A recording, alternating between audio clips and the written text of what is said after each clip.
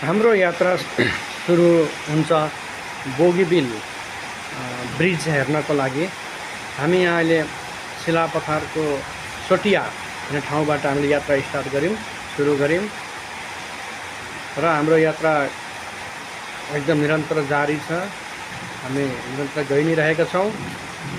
यता आसामको यहाँ हाम्रो मामा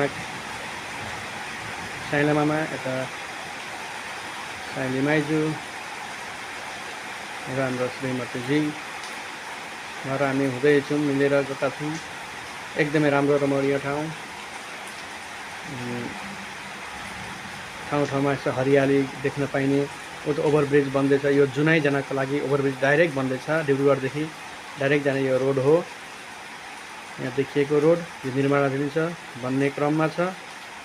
हामी यहाँदेखि फेरि लाग्यौँ आफ्नो गन्तव्यतर्फ, निरन्तर गइरहेको छ। यो 4 लेन 8 लेनको बाटो बनाएको रहेछ अहिले। एकदमै राम्रो, हेरौँ लाग्ने खालको। पहिलेको तुलनामा धेरै विकास भएको ठाउँ रहेछ र गइरहेका छ। हामी निरन्तर गइरहेको छ। हाम्रो यात्रा जारी छ।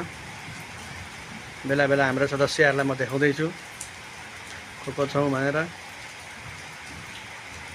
निरन्तर रूपमा हामी आइपुग्यौँ अहिले कुलाजन भन्ने ठाउँमा आइपुग्यौँ। यहाँ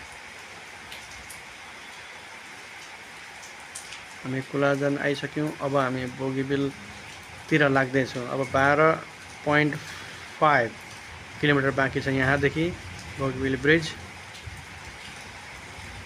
यात्रा जारी छ। प्राकृतिक सुन्दरता र वैज्ञानिक सफलता पनि। वरिपरि हरियाली र बिचमा कालोपत्रे, वैज्ञानिक सफलता भनौँ यसलाई, भइरहेको छ। बेला बेला म यसरी आफ्नो क्यामेरामा कैद गरेको छु दृश्य।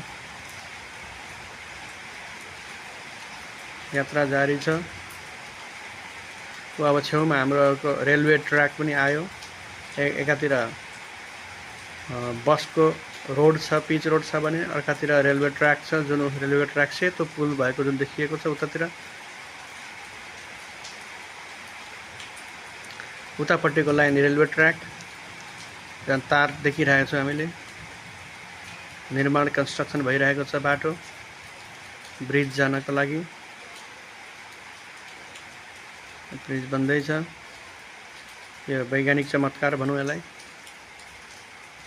भइरहेको छ। त प्राकृतिक सुन्दरता, हरियाली बोट र बिचमा कालोपत्रे सडक, साह्रै राम्रो कम्बिनेसन मिलेको छ। अब हामी पुल नजिक आइपुग्यौँ। 3.6 किलोमिटर छ यो पुलको लम्बाइ। यो देखिएको ब्रह्मपुत्र नदी हो। यो ठाउँलाई बोगीबिल भनिन्छ र यसलाई नामाकरण बोगीबिल ब्रिज भनेर नामाकरण गरिएको छ। र यो ब्रिजको लम्बाइ लगभग 4 किलोमिटर, 3.6 भनिन्छ, 4 किलोमिटर भनेर देखिन्छ। र ब्रिजको लम्बाइ हेर्दा कस्तो आहा, कति मजाको। हामी आज 10-15 वर्ष अगाडि हामी यहाँ एउटा नाउ चल्थ्यो, यहाँ बोट चल्थ्यो, त्यसमा 1 घन्टा लगाएर हामी पार गर्थ्यौँ यो नदीलाई भने। अहिले त 4 किलोमिटर केही क्षणमा पास गर्छौँ। यो ब्रह्मपुत्र नदी यसरी ब्रिज बनिएको छ। हेर्दै एकदम राम्रो। अब यहाँ ब्रिज जारी छ, गइरहेको छ ब्रिज। माइजूले चाहिँ यो पनि आफ्नो एउटा फोटो खिच्दै हुनुहुन्छ। यो मौकालाई यात्रा जारी छ। हाम्रो पहिले वासस्थान यही भएको हुनाले हामीलाई चाहिँ एकदमै अलौकिक दृश्य जस्तो लाग्यो, ठुलो सफलता जस्तो लाग्यो। असम सरकारले गरेको ठुलो सफलता जस्तो लाग्यो।